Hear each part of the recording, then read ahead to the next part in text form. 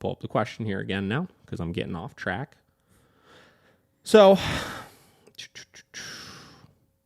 podcast topic question. E-collar versus invisible fence. Pros and cons. Differences and reliability of each. How to train the same boundaries that you get with an invisible fence with an e-collar. This is a very good question. I was asked this the other day in a lesson as well, is my opinions on these. Actually, I was asked, I had a trainer in New York call me asking my opinion on stuff similar to this because I guess he was approached about some sort of invisible fence company that wanted him to be a part of it or whatever, right? Interesting. So here's the thing. I have no problem with invisible fences, right? Okay.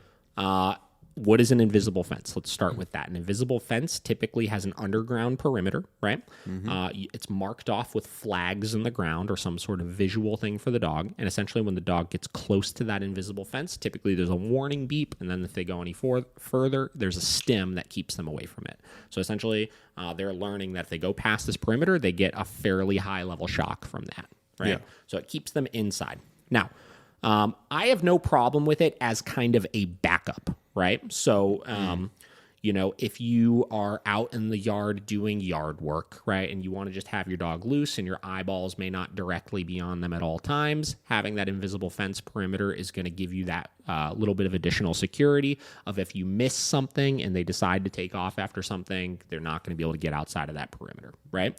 Outside of that use, I think the only benefit that an invisible fence has over an e-collar is being able to leave your dog out unattended, right? Which I don't typically recommend. Yeah. So e-collar versus invisible fence, pros and cons, right? So let's say pros of the e-collar. Being able to communicate with multiple things, not just a perimeter. I can set a perimeter with an e-collar, so I'll get to that in a minute and how you train those boundaries, right? I can communicate getting into stationary positions. I can communicate a recall in those situations, and I can make it very, very clear to the dog, right? Pros of the invisible fence. Again, if I miss something, it's always going to be there, and it's always going to be able to give that correction in those situations. Cons. Cons of the e-collar. If I miss something, I can't catch it. It doesn't go off automatically, right? And it would be really cool. This is what I was telling the trainer the other day. It'd be really cool if one of these companies would come out with a invisible fence / e-collar, which it may exist. I might have to research it a little bit, but like e-collar tech or something should do that, where just like they have, like Garmin makes a remote that is a e-collar / bark collar. If they made an e-collar / invisible fence, I'd be pretty into that idea, right? You could set up your perimeter, but you also have the ability with that same collar the dog has to be able to communicate those boundaries, right? So it has that additional safety mechanism, but you also use it just like a standard e-collar, and you can take your dog anywhere with it, and it's just got a little on-off for it for the invisible fence. That would be sweet. E-collar technology needs to get on that game right there. Or maybe we'll patent it. Maybe. We'll see. Fuck off, e-collar. We got this. Cons of the invisible fence, lets outside things in. I always prefer a standard fence because I don't like knowing that other things can get into my yard, you know? I think a lot of people that have invisible fences, it's, you got neighbors that don't have fences and stuff, and if their dog wanders into your yard, or if another animal wanders into your yard or whatever, there's nothing you can do to keep those things out. A child, yeah, it's a great point. A lot of things, right? So I want to have my area, like in my yard or whatever, I want it to be contained. I don't want to have to worry about that kind of stuff. Other cons of the invisible fence, it is not very adjustable. It's going to be the same level every single time, which I don't necessarily know how much of a con that is, because we'll get into the reliability of them next. That's the next question. But, if you have that thing set at, let's use the opposite example, right? Let's say you have this thing set low or at a mid-level. That's good for most things, but there's a big distraction that suddenly pops up. I have seen numerous times dogs blow through these invisible fences. It's nothing, right? The level is not high enough, and you can't adjust it quickly. Typically, you need to have the company come out and make that adjustment for you. This is another con to it. Or if they didn't put the collar on correctly. That's another fantastic point that I didn't even think about. Yeah, if your collar's not tight enough, right? It doesn't make contact. They don't get a stib for it. Yeah. Only so much you could do about it at that point, right? Yeah. So I think ultimately an invisible fence can be extremely reliable, right? I think that a regular fence is more reliable, right? For sure. Pros of the invisible fence, significantly cheaper than your standard fence install. I know for a fact a fence costs around $5,000 to put in or more, depending on what kind you do. That shit gets expensive, which is why we bought a house that had a fence already there. It was nice. Invisible fences can be significantly cheaper. I don't know what the exact cost on like it. You want to look that up? Yeah, I'll look I'm it up curious. This is the first time. This is the first time I'm utilizing your lookup abilities. This is exciting. All right, differences in reliability of each. So I think both have pros and cons to this one because both require. Well, the e-collar requires a fairly high level of competence as far as the use of it, right? You need to be trained on how to use it. You need to be, look up with the install too. I'm curious with install how much it typically will cost. Yeah, I'm seeing right now. Got anything? Looks like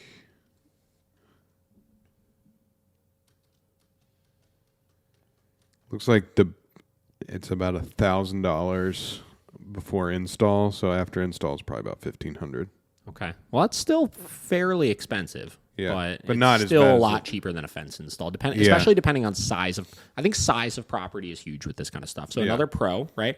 I mean, you look at like an acre-sized yard, like this fence that is at our house. Like I don't know. This might be me pulling a number out of my ass, which it is, but like this is like got to be like an $8,000 fence, something like that. Oh, for sure. I mean, it's a big area. Big area to contain, right? So you start getting into $1,500 versus that. That's a it's a big difference in cost right there, right? Definitely. So reliability of each. E-collar, if you want to be very effective with it, right?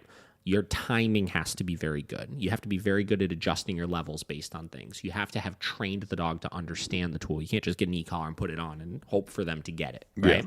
So there's a lot that goes into that. Invisible fence, there's no training for you that goes into place, but the reliability of it is going to be contingent on the level. So you run the risk of one of two things. One is you have that level set, like we were just talking about, somewhere mid to low high range, and it works for 99% of things, but you run the risk of it being way too high in other situations, or you just have it set full bore and it's just blowing these dogs' brains out every time they try to go through the fence, and they get it very fucking quickly, but you're overstimming them for a lot of things as well. Now listen, if I don't have an invisible fence, I have no interest in getting one. If I were to get one, you better believe I would have that thing set very, very high as like a precautionary emergency brake. You cannot go through this, right? Yeah. And you know what's interesting to me? This is turning into a random podcast, but it's okay. Here's what's interesting to me. We have a lot of clients that will call us that have invisible fences for their dogs. And they call us and they were like, yeah, we're e-collar trainers. And they're like, wow, we're a little hesitant on the e-collar.